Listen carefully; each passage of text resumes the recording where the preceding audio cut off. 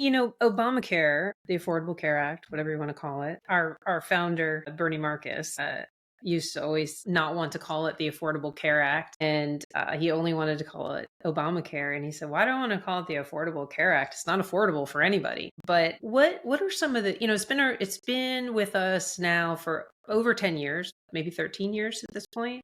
What are some of the most damaging aspects of Obamacare? And let's start with the premise that we didn't have a perfect healthcare system to Yeah. begin with. We had a broken healthcare system Well, first. I'm getting to be an older doctor, and in the 2000s, I started in the early 2000s, so I have the blessing and the curse of having gone through that change in healthcare, and it was broken at that time. There's no doubt about it. And I recently did a lecture going back to 1942 in the Stabilization Act when it got linked to employment, et cetera, when it went wrong. But it went on steroids with Obamacare. What went wrong, and we warned at that time. You were injecting a lot of bureaucratic process into the into healthcare. Well, where does that time come from? Doctors are now spending more time documenting visits than actually spending time with the patient in the visit. They actually showed that it worsened very substantially between around 2010 to 2014, with doctors losing about 20% of their ability to see patients. But if you think about what's 20% reduction in patient volume, that's an entire day of a 5-day work week gone. So maybe you've gone from 5 days of work to 4, essentially, but not because they actually aren't working, because it's lost in bureaucratic waste. Well, we already had a doctor shortage, and it was projected to increase prior to Obamacare. When Obamacare came in, it chased doctors out because they lost that connection with their patients. Are running room to room. You don't have, that's part of the wonderful aspect of being a doctor, is that interpersonal relationship you have with your patients. Well, that was stripped out. So now these doctors are retiring early. So it exacerbated the shortage. It made the remaining doctors less efficient.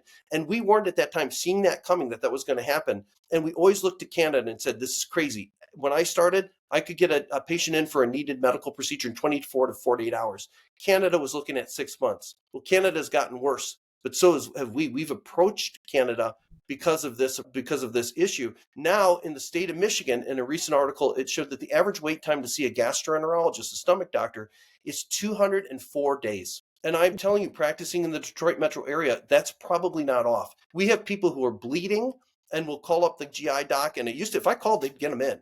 Now we call and they say, oh, 3 months for a colonoscopy. I say, but they're bleeding. I say, oh, in that case, 2 months. And it's like, wait a second. This is dangerous to this patient. What happens if they're unstable? Well, you just got to send them to the ER. So what do Right. we see in the ERs? ERs are overwhelmed because things that we used to be able to easily handle as outpatient are now becoming emergent, because the only way they can get care urgently is through the ER. And now you have stories of people literally sitting on gurneys for a matter of days in ERs. And ERs are not equipped to manage patients long-term like that. So now they're forgetting to give them the heart failure meds. So now they go to the ER and they're sitting on a gurney for something that could have been done outpatient. They're not getting their heart failure medications, and they're going into heart failure while sitting in an ER.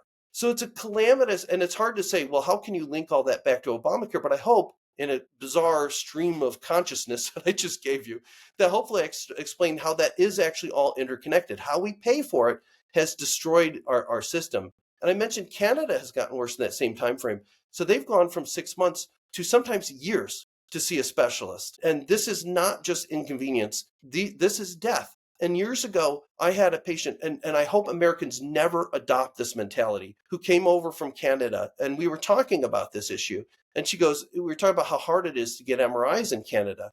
And she goes, oh yeah, I had an uncle who died from waiting for an MRI. They thought that he had a tumor. He had to wait 6 months. Turns out finally when he got it, yes, he had the tumor. It had widely metastasized at that time. It may have been treatable in that early stage, but by the time he got the test, it was incurable, and he likely died from it. And I said, boy, that's terrible. And she goes, no. We understand that there's limited resources and not everything can go around. Everybody can get everything that they want.